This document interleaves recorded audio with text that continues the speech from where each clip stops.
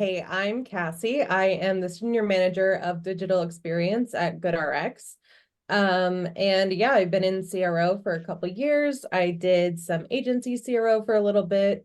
And I've primarily worked in retail and e-commerce brands. So I was at Lowe's and Bed Bath & Beyond for a couple of years. Yeah, so I'm really excited. Let me share my screen. All right. Can y'all see this? You're good to go. Okay, someone start the timer. All right. I'm gonna just jump right in. I think this site is really beautiful. So not much about the aesthetics, but more so about how we can increase basket size, and also conversion at the end of the day.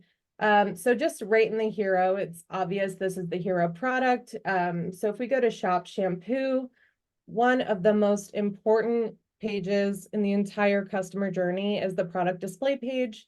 And just looking at this on mobile, the image is really large, but this is not necessarily selling us on anything. What we really want to do here is highlight the different benefits of this and also increase basket size. So right now, currently, I'm going to just zoom out a little bit just so we can see the full page.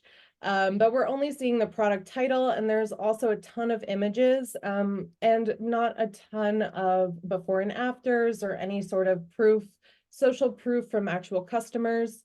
What I think we could do here is really refine this page by bringing some of the actual customer reviews higher up above the fold and reduce this image size. And another thing that I would recommend is to really highlight the value here. So for example, how many washes does an 8.5-ounce bottle give me? Usually with higher quality products, you don't have to use as much product. So this may be a small bottle, but we want to explain that to the customer and say like, hey, this is going to give you 3 months worth of washes. And that would also help us when we go to do subscribe and save. How many, how often do you recommend? Maybe we give them the most common option or what our customers typically choose. And then another piece that I wanted to highlight here is we have the basket building module, which is fantastic, but it's not easily accessible or viewable, especially on mobile, which is where most of our customers are coming in. So what I think we could do here is bring this way up higher. And then once we go to add this to our bag, so let's say we're just doing a one-time purchase, we have this great flyout, which is awesome. I love being able to show people what is in their basket. But we have a couple things going on here that I think we could improve. So I would A/B test, maybe not focusing on free samples here, but really giving customers an idea of how much they would save if they added additional product to their basket. So maybe we incentivize them by adding a discount if they add additional items, or give them, let them know that they're one product away from getting free shipping. So those basket building items that were lower on the product page, I would actually feature them here and make it really easy to add it to the basket. Okay. Thank you, Cassie. Oh, thank you. That was so fast. Thanks. Yeah, it goes by quickly. All right, Will, you are up. What's going on, guys? My name is Will Jones. I am a previous founder. I sell dog leashes for a company called Pack Leashes for 7 years. Got into software development, and we built a company called SavedBy Package Protection, totally free app to use on Shopify that helps you protect packages. That's about it. I've been a big conversion rate nerd. So at Pack Leashes, at one point we got from about a 2.5% to about a 5%. So doubled it, which, conversion rate's amazing because that means that your wherewithal for cost per acquisition just halved. So really big nerd when it comes to that. Cass, you did a great job on product pages. I'm going to go ahead and dig in here. Let me share my screen. Can you guys see my screen? Yep. Cool. So off the bat, one thing I noticed, and one thing to think about in conversion rate, is essentially people's minds go from left to right, top down. So it's great that these are above the fold, but you're gonna have a lot of customers who click this off the bat. That's the first thing. That's the first thing. That corner, that left to right, top down is where they're starting. They're gonna click shop now. So if they click shop now, shop all, which is gonna be pretty classic, customer journey. I think off the bat, having more, you want to create more social proof. So see, these have 24 reviews. These have 181. This shop now should really be putting this 7,000 review product up top.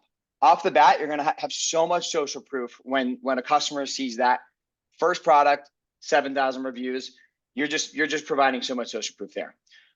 In terms of checkout, I agree, Cassie. I think this is kind of weird. This almost feels like an awkward experience to me, this blocking. This should be combined with the free shipping. So the free samples and free shipping should be combined into a gamified kind of progress bar. That's going to help people kind of envision how far they are from getting that free shipping or that free sample. But I just think that this is a little bit awkward. We did a lot of conversion rate optimization on the checkout. So one actually great thing that they've done here is they've moved the discount code ahead of checkout. So they've actually put it in the cart. Now they kind of messed up because as a customer, I should need to click that to get the field. That field should just be auto-populated like that. Why do I have to click to load in the discount code? So especially if they're a discount heavy brand, that's just not a great experience. The less clicks, the better from a conversion rate optimization standpoint. Also down here, this text, free shipping, free returns. Why is it so small? It's like it's like legalese. Like that free shipping, that free returns, make that huge. Honestly, like point that out in as many places. And you can see up here they do it. But even then, this should be bolded. We should be bolding that text. It should be much more visible because especially from the user experience, like I'm almost squinting out to look at that on my phone. So it's kind of an awkward experience. I think that about covers it. I think Cassie, you really did a great job when it came to the product pages, but really just the cart checkout. You're gonna have, especially if you're discount code heavy, like I said, that was a point where we got our conversion rate up about 1.5%. Just putting that one fold ahead, because Shopify classically puts that on checkout. They're not putting it on a cart. If a customer is coming in with a discount code, they're trying to enter it as quickly as possible, figure out where to get that in. So I think that's about it on my end. Fantastic. All right. Thank you, Will. All right. I will get the poll started. In the meantime, I will hand it over to Erin to give her thoughts. Well done. Cassie and Will, great job. My vote goes to Cassie. Cassie, I thought you did a really great job identifying the opportunity to add more unique selling points into the product display page. I think that's huge, especially given I would assume that the data would tell us there's a higher, propensity of new users coming to this website, albeit, kind of a brand that is really leaning into it, establishing itself. So I feel like those unique selling points, especially, further down the funnel, is huge. I also really loved that you called out the idea of A/B testing in the cart to think about what would be the most opportune, not just for conversion, but to grow the basket size.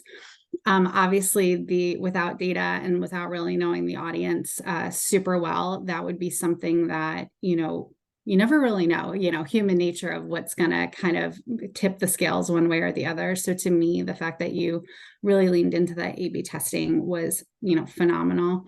Will, I agreed with all of your points. I thought you did a fantastic job walking through, all of the, especially around the discount opportunities, in the cart. I definitely think there's a lot of opportunities in the cart.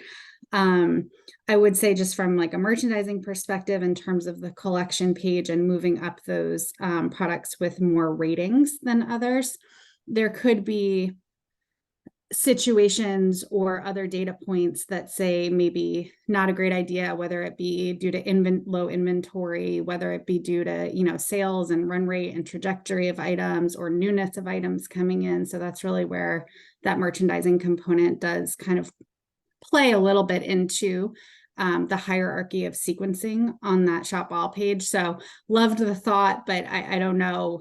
Unfortunately, I just don't have enough data around me to say like, yeah, it's definitely like, let's move those, those up on the page, but well done, honestly, all around. Perfect. Thank you, Erin and Carolina. Okay, I agree again with Erin. I think, Will, the points you made about moving the reviews, the ones with higher reviews up, again, if it makes sense with inventory, I agree. It's one thing to go and see a product with 5 reviews versus 1,500. It's like, well, people love this, so it makes sense. I understand the point. I totally agree. And the gamified sidecar was a great point, just because I'm a huge fan, and it does encourage users to add more, increase your AOV. So great point. And Cassie, everything you said about the PDP, I totally agree with. I think the product images are so important.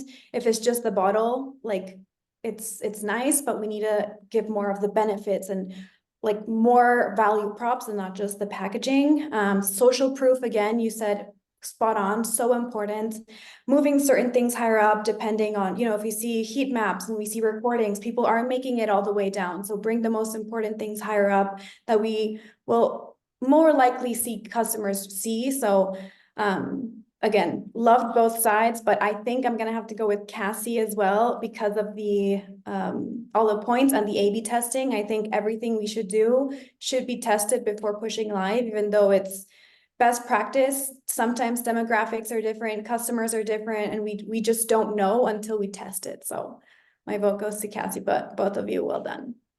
All right. Well, congratulations to Cassie. You'll be moving on to the next round. I realized I never gave an introduction of what we do at Nostra. So I just want to give 2 seconds here. Is if you want to make your website faster, sign up for Nostra. We do that. We'll put a link in the chat at some point to do that, but I don't want to spend too much time talking about that. So up next we have Jamie versus Nick, and they will be going over last